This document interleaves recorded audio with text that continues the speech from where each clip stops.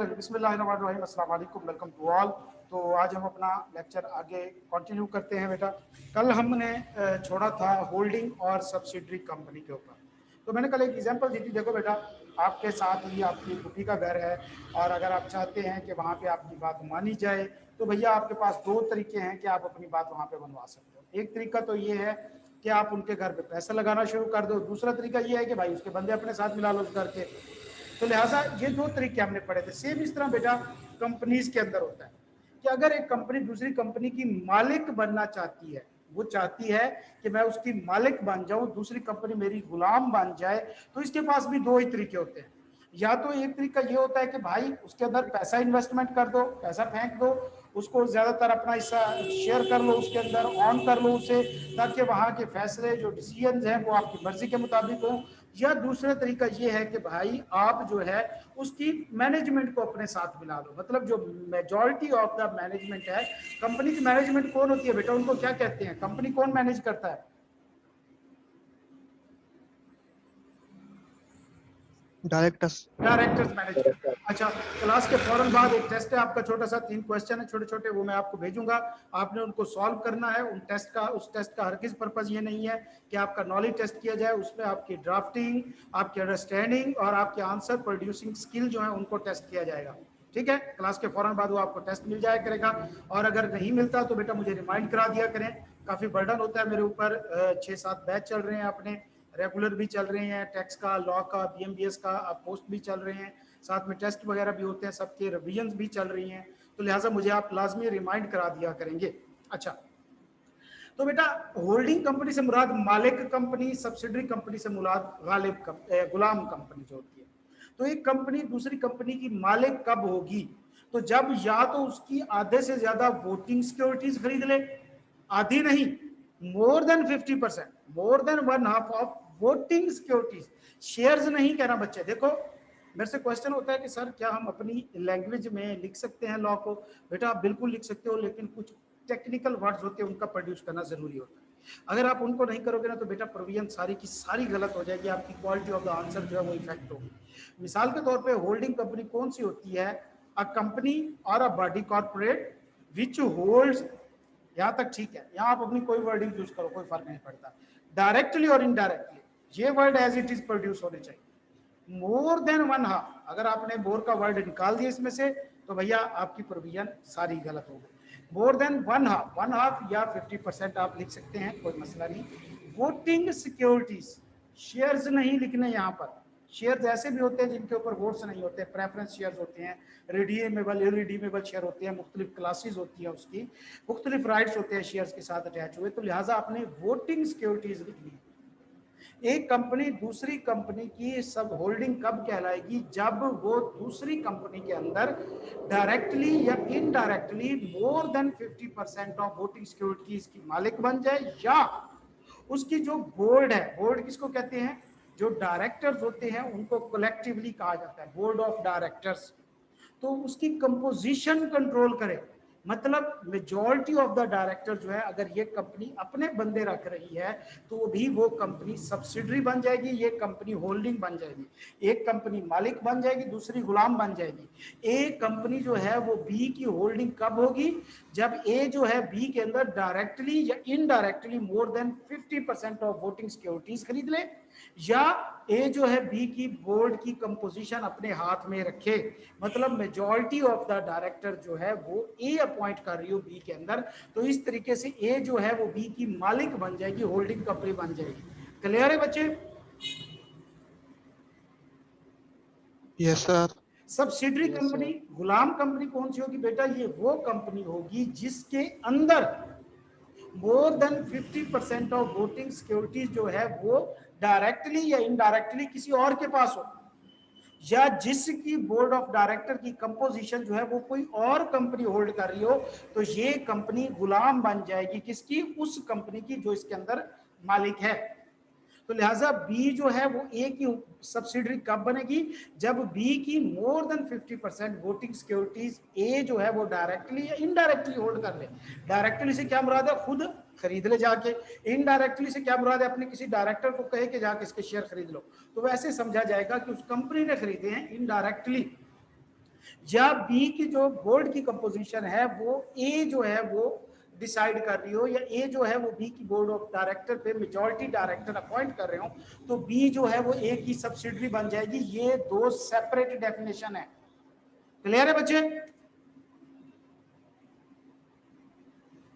Yes sir. Yes sir. और तीसरा इसके अंदर एक पॉइंट होता है जो बुक के अंदर नहीं लिखा, कि अगर एक कंपनी जो है वो सब्सिडरी की भी होल्डिंग होगी, मिसाल के तौर पे ए होल्डिंग है बी की, बी होल्डिंग है सी की, तो ए जो है वो डायरेक्ट सी की भी होल्डिंग होगी।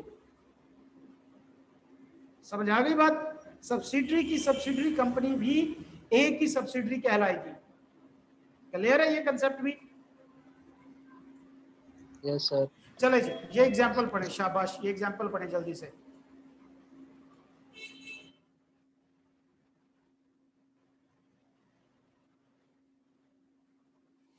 आप अपनी स्क्रीन को खुद जूम इन जूम आउट कर सकते हैं, अपनी मर्जी से एडजस्ट कर लीजिएगा।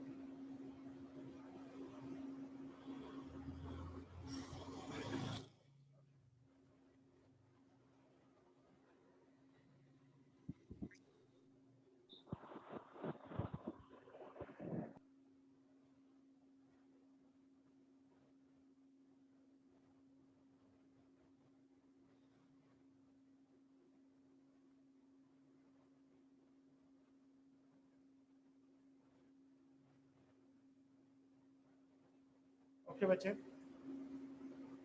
No problem. एग्जाम्पल पढ़ें, शाबाश।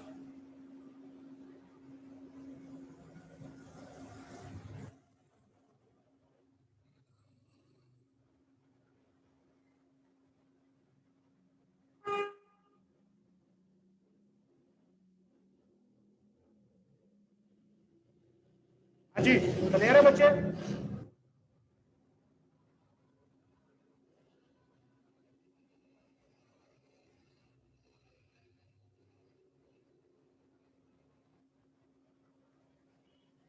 Speed up dudes.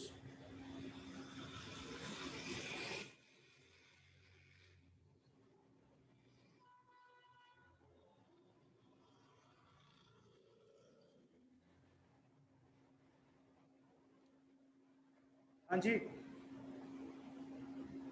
Yes sir. Okay. तो भाई एक और चीज, थोड़ी सी एक्सप्लेनेशन बच्चे। देखो, पहली बात तो नई पॉलिसी का जो ड्राफ्ट आया है उस पर अब आप बहुत ज्यादा पागल हो रही है। खुदा के बंदो, कुछ भी नहीं है, सिंपल से चुप करके आप अपने पेपर निकालो। अभी आपके पास बहुत टाइम पड़ा है, ये अटेम्प्ट है, अगली अटेम्प्ट है, फिर उसके बाद आपको ग्रेस पीरियड भी मिल जाएगा। तो लिहाजा भुतरने की या पागल होने की जरूरत नहीं है इसमें, कि यार पता नहीं कौन सी क़यामत सर पे आ गई है, आप लोगों पे कोई नहीं इफेक्ट होगा। मेरे से पूछ रहे सर हम पे क्या इफेक्ट होगा? भाई यार 1 साल तो पड़ा है ना, उसमें तो पास कर लो, इसमें तो पास कर सकते हो ना। ये सोच रहे हो कि अभी से ही 4 अटेम्प्टें लगनी है, 5 अटेम्प्टें और लगनी है मुझे इसमें, वो अजीब ही आप लोगों की साइकी है। उसको बिल्कुल दिमाग पे सवार नहीं करना। भाड़ में जाए, जो चीज़ आ रही है जब आएगी तब देखी जाएगी। हम पाकिस्तानी लोग हैं, फ्यूचर की कोई प्लानिंग नहीं होती, अल्लाह मालिक है, जब आएगा तो देखा जाएगा। तो लिहाजा अभी अपने पेपर के ऊपर पूरा फोकस करें, अपनी तैयारी करें। एग्जाम सर के ऊपर है, फिर ईद की छुट्टियां भी बीच में आ रही हैं, ये भी एक और पंगा है। 14 अगस्त भी बीच में आ रहा है, ये और पंगा है। तो भैया टाइम बहुत कम है, इन चीज़ों के लिए हमारे पास टाइम नहीं है। आप चुप करके इसमें निकालो, आपको क्या लेना देना भाई। 10 पॉलिसियाँ आए, अभी तो 2022 की आ रही है, 2025 में फिर आएगी नई पॉलिसी। हर 4-5 साल बाद नई पॉलिसी आ रही होती है, क्या करोगे फिर? तो ये चीजें ना सोचो। ओके, आगे कुछ डेफिनेशन है बेटा, सिंपल सी बात है, इनको याद करने की कोई जरूरत नहीं है, जस्ट इनको पढ़ना है। कुछ जो याद करने वाले है वो मैं बता दूंगा। कमीशन से क्या मुराद है? कमीशन से मुराद वो कमीशन जो कमीशन एक्ट के अंदर एज अ कमीशन डिफाइंड है। कोई क्वेश्चन?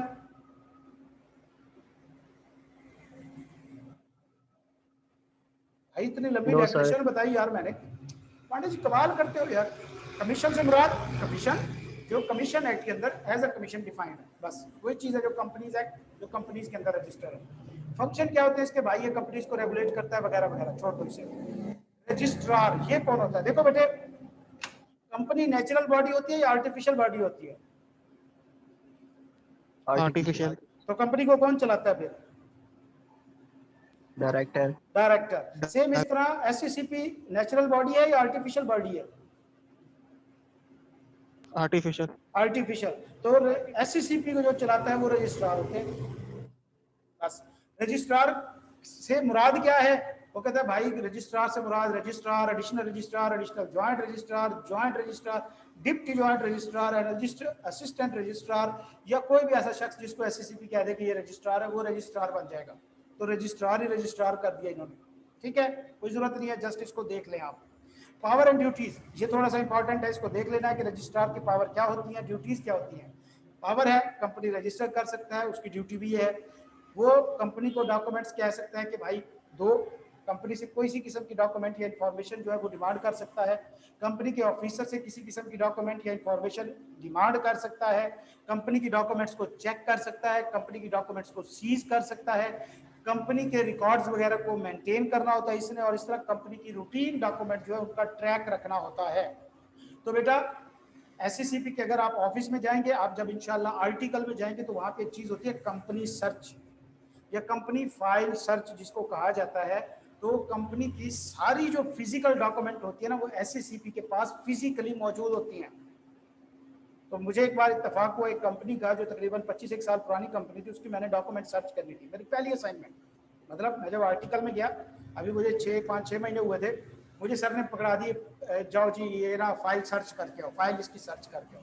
तो क्या होता है कि एससीसीपी के ऑफिस में जाते हैं, वहाँ फी पे करते हैं, तो उनकी एक लाइब्रेरी सी बनी हुई है, वो वहाँ पे बिठाते हैं और वो कंपनी की आपको फाइल ला के दे देते हैं।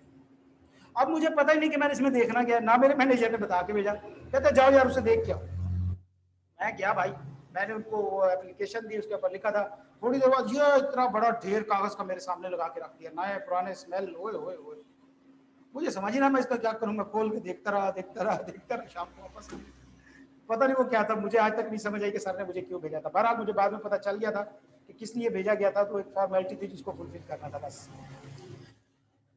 कंपनी के अंदर जो ऑफिसर होते हैं वो कौन कौन से होते हैं? कंपनी के अंदर ऑफिसर से क्या मुराद, एक कंपनी के अंदर ऑफिसर से क्या मुराद, तमाम ऑफिसर जिसमें director, CEO, CFO, company secretary, chairman, कोई भी ऑथोराइज्ड ऑफिसर जो होगा वो कंपनी का ऑफिसर कहलाएगा। That's it. बोर्ड से क्या मुराद है बेटा? देखो डायरेक्टर्स एक इंडिविजुअल नाउन है, board of director collective noun है। कलेक्टिव नाउन आप सबको पता होगा, आप पढ़ के आएंगे, जिस तरह बुके ऑफ फ्लावर होता है, flowers, bunch of flowers, bouquet of flowers, या इस तरह बंच ऑफ ट्रीज कहते हैं, इसी तरह कॉर्प्स ऑफ सोल्जर कहते हैं, इसी तरह कोरम कहते हैं एक वर्ड, ये सारे कलेक्टिव नाउन है। तो डायरेक्टर्स का कलेक्टिव नाउन क्या होता है? Board of directors. क्लियर है बच्चे? Yes, sir. मुझे बॉडी कॉर्पोरेट की डेफिनेशन बताओ, जल्दी से रिवाइज कराओ मुझे। अब अपने 4 लेक्चर में बड़ा स्लो चलते रहे हैं, तो अपने पास इतना टाइम नहीं है ना बच्चे। बॉडी कॉर्पोरेट की डेफिनेशन बताएं।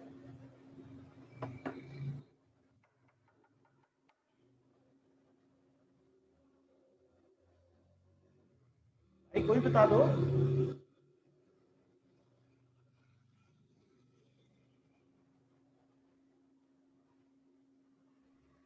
So company incorporated under Company Act.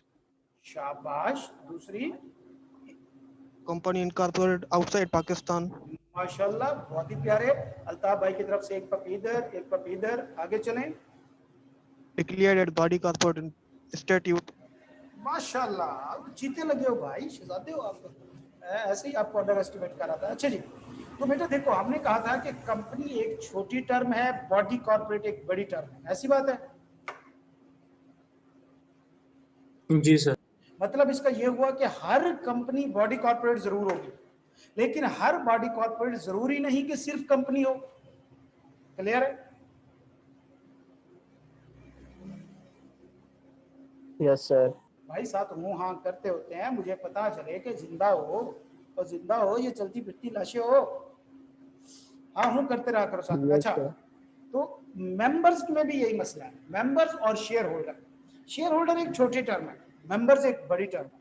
हर शेयर होल्डर मेंबर होगा, हर मेंबर जरूरी नहीं कि शेयर होल्डर हो। मतलब इसका मेंबर की डेफिनेशन में शेयर होल्डर के अलावा और भी लोग शामिल होते हैं। अच्छा, सब्सक्राइबर किनको कहते हैं बच्चे? आप में से फर्स्ट टाइम लॉ कौन ले रहा है, मुझे वो बताया जाए जरा। बंदा सामने है जो फर्स्ट टाइम लॉ ले रहा है। मैं सर। खलील आप ले रहे हो? माशाल्लाह, फिर तो आप बड़ा अच्छा जा रहे हो। और कोई? अच्छा, तो बेटा सब्सक्राइबर से क्या मुराद है, कोई आइडिया है आपको खलील? सर वो जो मेमोरेंडम ऑफ आर्टिकल जो होता है उस पे सिग्नेचर करते हैं जिनका नाम लिखा होता है। कमाल है पढ़े, कमाल है, माशाल्लाह, बहुत ही अच्छे। तो बेटा सब्सक्राइबर कहते हैं कंपनी के अब्बू को, जो कंपनी बनाते हैं। शेयर होल्डर कौन होते हैं? बाद में कोई भी शख्स कंपनी के शेयर खरीदने को शेयर होल्डर बन जाएगा, वो कभी सब्सक्राइबर नहीं बन सकता। क्यों? देखो मेरा बेटा बात सुनो कि हमारा कायदे आज़म कोई और हो सकता है बाद में। मोहम्मद अली जिन्ना रहमतुल्लाह अलैह के बाद कोई और कायदे आज़म हो सकता है हमारा? क्यों सर? नहीं हो सकता। वजह ये एक कायदे आज़म सिंबल ऑफ डिग्निटी है, नेम ऑफ प्रेस्टीज है, एक टाइटल है कि उन्होंने पाकिस्तान बनाया तो कायदे आज़म वही रहेंगे, ऐसी बात है। Yes sir. कायदे आज़म इस वक्त जिंदा है क्या? No sir. लेकिन क्या वो इस वक्त कायदे आज़म हैं? Yes sir. बिल्कुल है। सेम सब्सक्राइबर के साथ है। सब्सक्राइबर बेटा एक वर्ड ऑफ डिग्निटी या प्रेस्टीज है। मतलब ये वो लोग हैं जिन्होंने कंपनी बनाई, चाहे वो जिंदा हैं या नहीं है, सब्सक्राइबर वो ही रहेंगे। कोई बाद में आने वाला बंदा सब्सक्राइबर नहीं बन सकता। समझ आ गई बात? Yes sir. तो लिहाजा जितने भी कंपनी के सब्सक्राइबर होंगे वो सारे के सारे कंपनी के मेंबर कहलाएंगे। इसके अलावा कंपनी के बाद में कोई भी शेयर होल्डर जितने भी होंगे वो भी सारी कंपनी के मेंबर कहलाएंगे। और इसी तरह अगर कंपनी का शेयर कैपिटल नहीं है तो क्या उसमें शेयर होल्डर होंगे? No sir. नो नहीं सर। होंगे। तो भाई उसके शेयर होल्डर नहीं है तो फिर उसके मेंबर कौन होंगे? तो बेटा उसके मेंबर वो लोग होंगे जो कंपनी के साथ एग्री कर लेंगे, वादा कर लेंगे कि हम इसके मेंबर हैं। जिस तरह की गारंटी लिमिटेड कंपनी, उसमें शेयर कैपिटल नहीं होता, होता भी है नहीं भी होता, नहीं होता तो भैया वहां पे फिर क्या मेंबर नहीं होते? नहीं होते हैं। ये वो लोग होते हैं जो प्रॉमिस करते हैं, एग्री होते हैं जी हम मेंबर हैं आज के बाद अपने मेमोरेंडम में, तो वो भी मेंबर बन जाएंगे। इसी तरह जिस शख्स का नाम रजिस्टर ऑफ मेंबर, कंपनी जो होती है वो मेंटेन कर रही होती है मेंबर का रजिस्टर, उसके अंदर जिस शख्स का भी नाम आ रहा होगा वो मेंबर बन जाएगा। तो लिहाजा शेयर होल्डर छोटी टर्म, मेंबर बड़ी टर्म। शेयर होल्डर सिर्फ शेयर होल्डर, मेंबर उसके अंदर कौन? सब्सक्राइबर आ गए, शेयर होल्डर आ गए, और रजिस्टर ऑफ मेंबर वाले सारे बंदे आ गए। और अगर कंपनी का शेयर कैपिटल नहीं है तो तमाम वो लोग जो एग्री करेंगे मेंबर बनने के लिए वो मेंबर बन जाएंगे। क्लियर है? Yes sir. बेटा क्लास के फौरन बाद टेस्ट है, आपने वो क्वेश्चन मस्त सॉल्व करने हैं। कल छोड़ के परसों फिर अपना टेस्ट होना है, हर दूसरे दिन तकरीबन हमारा Yes, टेस्ट हुआ करेगा। सर। अच्छा बेटा मुझे एक बात बताओ, आवाज किसकी आ रही है? ये कट रही है, कट रही है, आवाज कट रही है। शफकत आपकी, शफकत टाइप करे बच्चे, शफकत मैसेज टाइप करें, आपका नेट इशू है। बाकी सबको आवाज क्लियर है मेरी? खलील, फैजान, आफाक बच्चे, आफाक माइक है आपके पास?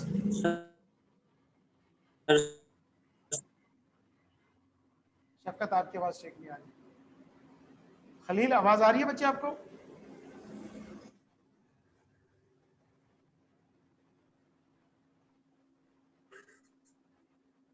खलील, फैजान,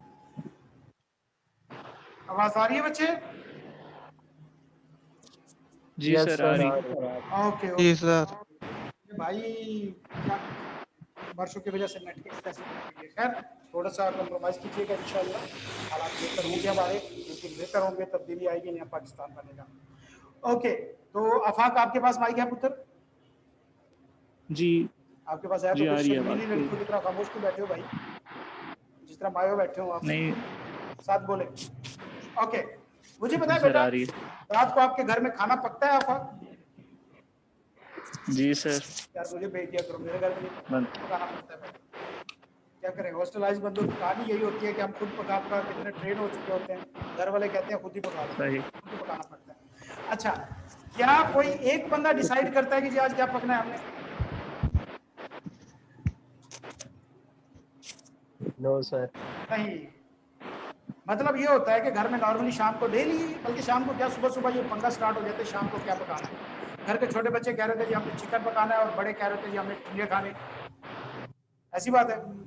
फिर मामला आखिर तय कैसे होता है? आपके घर में फिर खाना बनता कैसे है?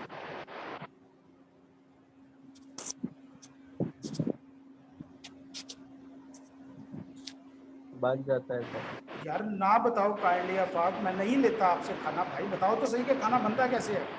क्या किसी नहीं एक सर, बंदे के कोई मसला फैसले से नहीं, बनता है या मेजोरिटी से बनता है? मेजोरिटी से बन जाता है। मेजोरिटी से बनता है, मतलब जिसमें 2-3 बहन भाई साथ हों और अम्मी साथ मिल जाए बात तो वो चीज़ पक जाती है, नहीं तो फिर एट द एंड लिकर पोला जो है वो उस पर काम करता है।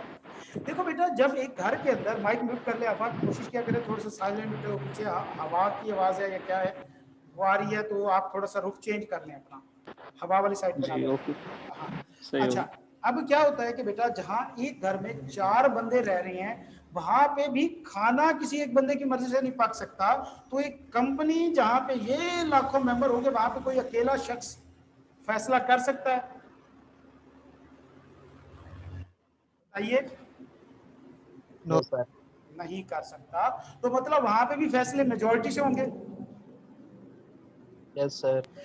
मिसाल के तौर पे आपके घर में 2 फैसले इस टाइम जेर बहस है, सुबह सुबह का टाइम है, 10 बजे है। एक फैसला है कि भाई क्या कहते हैं रात को क्या पकना है, एक इशू। दूसरा इशू ये है कि हमने आफाक की शादी कर। अब मसला यहाँ पे ये आया कि क्या ये दोनों इशू सेम इंपॉर्टेंट के हैं, इंपॉर्टेंस के हैं? आफाक बताएं बच्चे जरा खुश होके, दांत निकाल के। नहीं सर, दोनों में डिफरेंट होगा। दोनों की डिफरेंट इंपॉर्टेंस है, प्रोसीजर ज्यादा इंपॉर्टेंट फैसला कौन सा होगा? शादी वाला। और खुदा का खौफ करो, सीए के बच्चे हो, कभी इंपॉर्टेंट नहीं होता, ये हमेशा लाइट नोट पे होता है, ज्यादा इंपॉर्टेंट खाने वाला होगा। आप करके देख लेना किसी दिन, आवाम आपको सीरियस ही नहीं लेगी।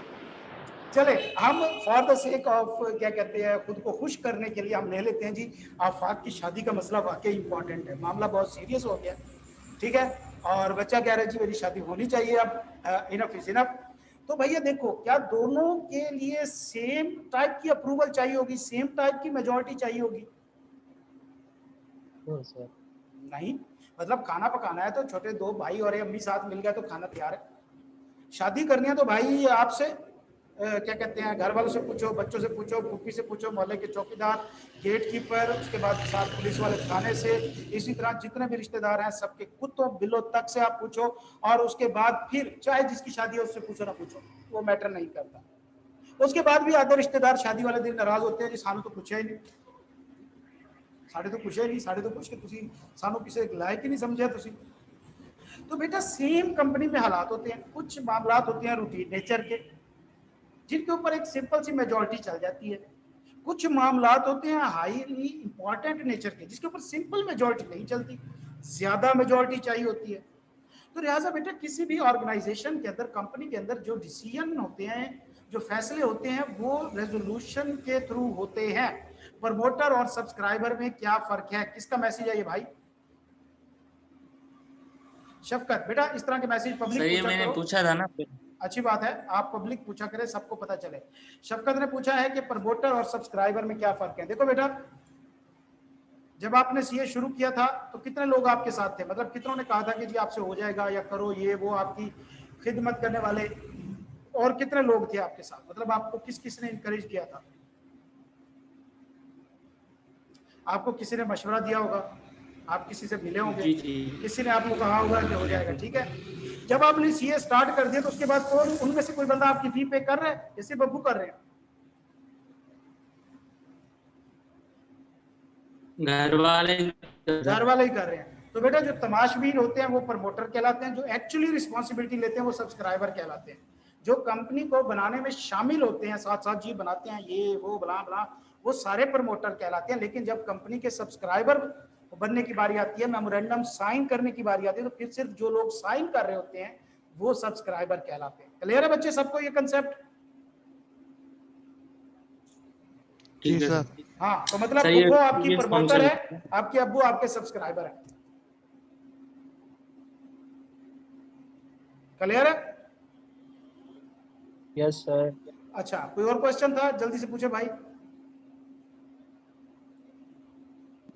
जी सर, बस यही था। ओके, माशाल्लाह। ये मैं Previous इस तरह concept की में। एग्जांपल से आपको समझाता हूँ ना, आपकी घर की एग्जांपल से आपको ज्यादा अच्छी समझ आती है, रिलेटेबल होती है। अच्छा, तो बेटा क्या होता है कि किसी भी ऑर्गेनाइजेशन के अंदर दो तरह के मामला होते हैं। नॉर्मल नेचर के, वहां पे नॉर्मल मेजोरिटी चाहिए, simple majority more than 50%। High importance nature के, वहां पे सिंपल मेजोरिटी नहीं चलेगी, वहां पे 3/4 मेजोरिटी चाहिए होती है, 75, कम से कम 75 मेजोरिटी। सिंपल मेजोरिटी से क्या मुराद है? More than 50%। 50% मेजोरिटी नहीं होती, मोर देन 50%। और हाईली इंपॉर्टेंट मैटर में जो मेजोरिटी होगी वो कम से कम इक्वल टू 75% मेजोरिटी होनी चाहिए। अच्छा, अब मसला आता है यहाँ पे रेजोल्यूशन का। बेटा रेजोल्यूशन वर्ड कहाँ से निकला है, कोई मुझे बताएगा इसका मतलब क्या है? कानूनी। किसी भी मैटर या प्रॉब्लम को रिजॉल्व करना, सॉल्व करना। रेजोल्यूशन निकला है रिजॉल्व से। रिजॉल्व किस चीज को किया जाता है बेटा? प्रॉब्लम को या किसी भी प्रॉब्लम को, मैटर। कोई इशू है उसको रिजॉल्व करने के लिए जो फैसला किया जाता है उसे रेजोल्यूशन कहते हैं।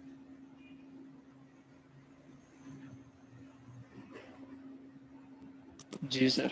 तो लिहाजा कंपनीज के अंदर जो प्रॉब्लम आती है उनको रिजॉल्व करने के लिए मेंबर जो फैसला करते हैं वो रेजोल्यूशन कहलाता है। मेंबर फैसला कैसे करते हैं बच्चे?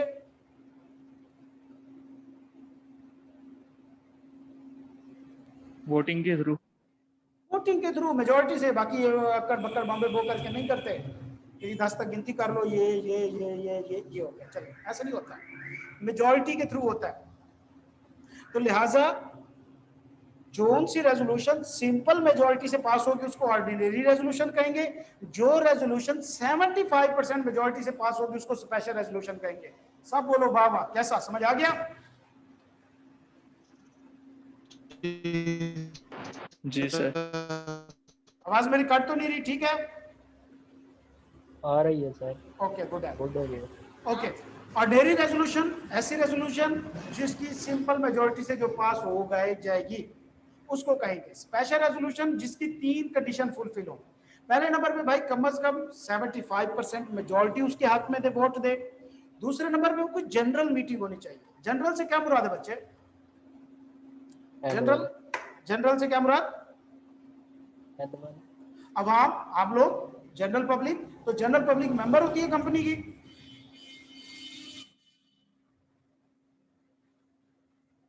तो लिहाजा बेटा जनरल मीटिंग वो मीटिंग होती है जो मेंबर्स की मीटिंग हो।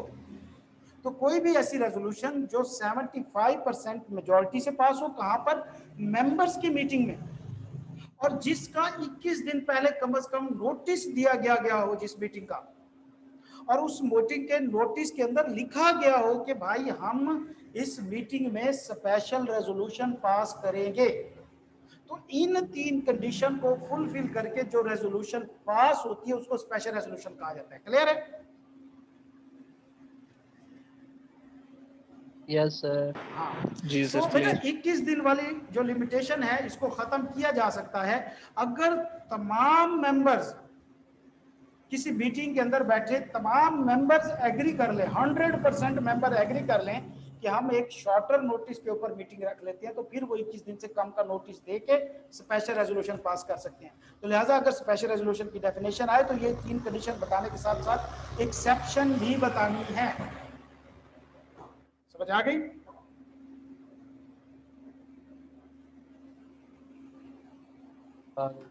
पढ़ें, जी सर। पढ़ें दोनों, ऑर्डिनरी रेजोल्यूशन भी पढ़ें, स्पेशल रेजोल्यूशन भी पढ़ें। जल्दी से आप इसको पढ़ें और मुझे जस्ट 1 मिनट दें, मैं अभी आया हूं।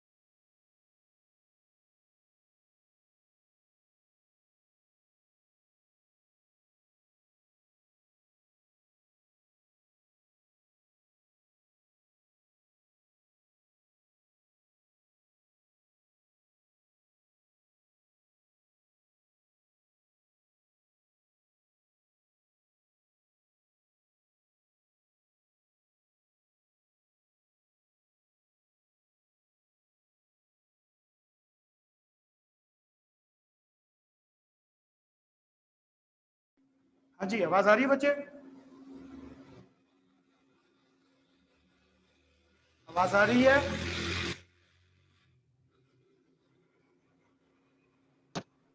जी सर। हेलो, आवाज आ रही है? बता देना। कोई क्वेश्चन पढ़ लिया बच्चे यहाँ तक? जी सर। ओके, गुड हो। अगला टॉपिक है हमारा एनपीओ का। बच्चे एक बार लिख के रख लें कि इसमें से 5 नंबर का क्वेश्चन आ रहा है। अगला टॉपिक हमारा 5 नंबर का क्वेश्चन मस्ट आएगा। 3-4 टॉपिक है इसके अंदर, इसको आपने हर सूरत रखना है, ये मिस नहीं होना चाहिए, ठीक है? हमारी तकरीबन 8 मिनट बाद मीटिंग जो है एंड हो जाएगी, फिर मैं नया लिंक दूंगा फौरन ग्रुप में, आपने फौरन ज्वाइन कर लेना है। अगर हमारा कोई टॉपिक रह जाता है, होपफुली हम आज का सिलेबस इसी 8 मिनट में कंप्लीट कर लेंगे, नहीं तो दोबारा से ज्वाइन किएगा, नया लिंक मिल जाया करेगा आपको। ठीक हो गया बच्चे? Okay, association not for profit, ये क्या होता है? देखो बेटा, 3 दोस्त थे, कौन? आफाक, खलील और फैजान।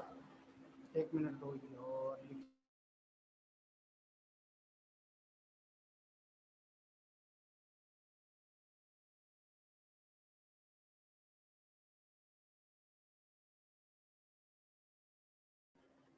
हाँ जी, आप क्लियर है?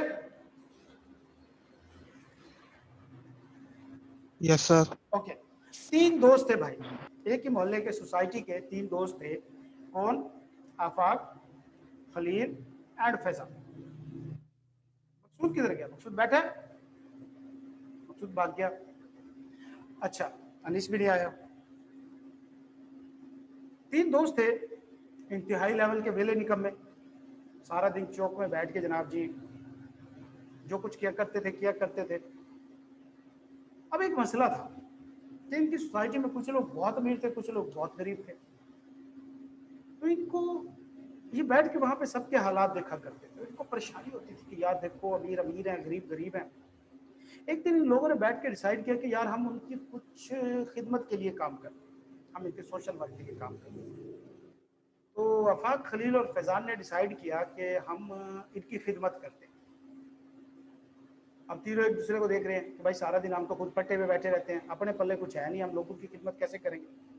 वो कहता है कि देखो अपने पास स्किल है। आफाक कहता है कि जी अपने पास स्किल है। वो कहता है ये कौन सी स्किल है? कहता है हमें पता है कि कौन सा बंदा अमीर है, कौन सा बंदा गरीब है, तो हम अपने पैसे क्यों लगाए? हम ऐसा ना करें कि अमीरों से पैसे लें और गरीबों को दे दें, उनमें बांटे। क्यों? हमसे भी ज्यादा बेहतर किसको पता होगा? जितना हम मोहल्ला छानते हैं और आते जाते बंदे को देखते हैं, तो हमसे ज्यादा किसी को पता नहीं है, तो लिहाजा ऐसा करते हैं कि हम लोगों की खिदमत करते हैं। ये कहता है जी बात ठीक है। अब मोहल्ले के अंदर जो है ना, ज्यादा जान पहचान फैजान की, लोग इसके जानने वाले हैं, इसके रिस्पेक्ट करते हैं, तो जाहिर बात है इसी की गुडविल यूज करनी है आप लोगों ने। फैजान कहता है यार एक मसला है। वो कहते क्या? फैजान कहता है कि यार सारे लोग मुझे जानते हैं और पैसे लेने तो जाहिर बात है मैं जाऊंगा, और खर्च हम सब ने करने, हम में से किसी ने फ्रॉड कर दिया तो बाकी हम क्या करें? आप कहते हैं बात तो ठीक है, तो भाई तुम कहाँ कहाँ किस किस को भरते रहोगे? तो वो कहते हैं कि चलो यार हम एक कंपनी बना लेते हैं लिमिटेड लायबिलिटी की। कहते हैं अच्छा हाँ बिल्कुल। आफाक फैजान पूछता है जी ऐसा हो सकता है? आफाक कहते हैं जी मुझे सर जुनेद ने पढ़ाया था, क्या लेजेंड टीचर थे, माफ करे बस।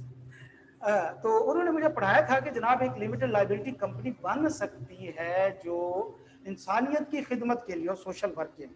तो इससे ये होगा कि अगर हम में से कोई फ्रॉड श्राड करके भाग भी जाता है तो फैजान को नहीं पकड़ा जाएगा। फैजान कहता है ये बात ठीक है, चलो जी कंपनी बनाते हैं। कंपनी बनाना चाहते हैं। अब जाहिर बात इनके पास कोई पैसा तो है नहीं है, गारंटी लिमिटेड बनाएंगे, क्यों? अपना पैसा नहीं लगा रहे ना, लोगों से पैसा लेके लोगों पे खर्च करना है इन्होंने। तो ये क्या करते हैं कि कंपनी लिमिटेड एक रजिस्टर करा लेते हैं, गारंटी लिमिटेड कंपनी। तो इनको नाम मिला जनाब जी AKF वेले निकम्मे सोशल वेलफेयर गारंटी लिमिटेड। इन्होंने जनाब जी ये नाम रख दिया, AKF वेले निकम्मे सोशल वेलफेयर गारंटी लिमिटेड। वाह जी वाह, क्या नाम है ये भाई, कॉपीराइट नाम है, इनको यूज नहीं करना रियल लाइफ में, पता चले कल आपने कंपनी बना लें, मैं केस कर दूंगा आप लोगों पे। अच्छा, इन्होंने कंपनी बनाई और जनाब जी ये कंपनी बना के खुश खुश घर है जी, अब हम सोशल वर्क कर सकते हैं।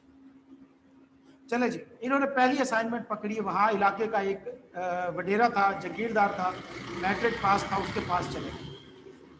उसको जाके सलाम दुआ की और कहता है जी हम इंसानियत की खिदमत के लिए काम करना चाहते हैं। वो कहता है जी बड़ी अच्छी बात है, करें, मैंने आपको कब रोका? वो सारी सड़क पड़ी है, जाओ जितने बह के करना है करो। कहते नहीं नहीं ऐसी बात नहीं है, आपको अल्लाह ताला ने बहुत कुछ दिया है, इसमें गरीबों का भी हिस्सा है, तो आप अपना हिस्सा दें। भाई तुम्हारी क्या गारंटी है? वो कहता है कि देखो हम एक कंपनी रजिस्टर है गवर्नमेंट के साथ, हम धोखा नहीं कर रहे, हम कंपनी की मशहूरी वास्ते आए हुए। वो कहते हैं जी नाम क्या है तुम्हारी कंपनी का? ये कहते हैं जी AKF well income social welfare guarantee limited. वो कहते हैं कि चलो यार AKF मुझे समझ आ गया, तुम्हारे नाम है, ये भी सोशल वेलफेयर नाम है, ये गारंटी लिमिटेड का वर्ड क्या है?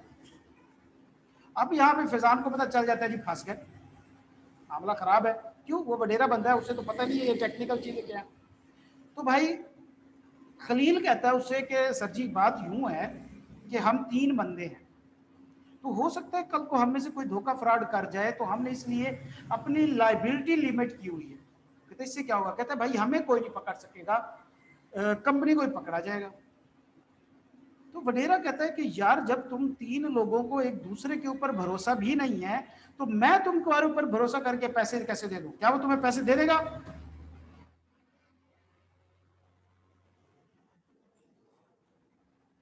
क्या वो पैसे दे देगा आपको? ये बात सुन के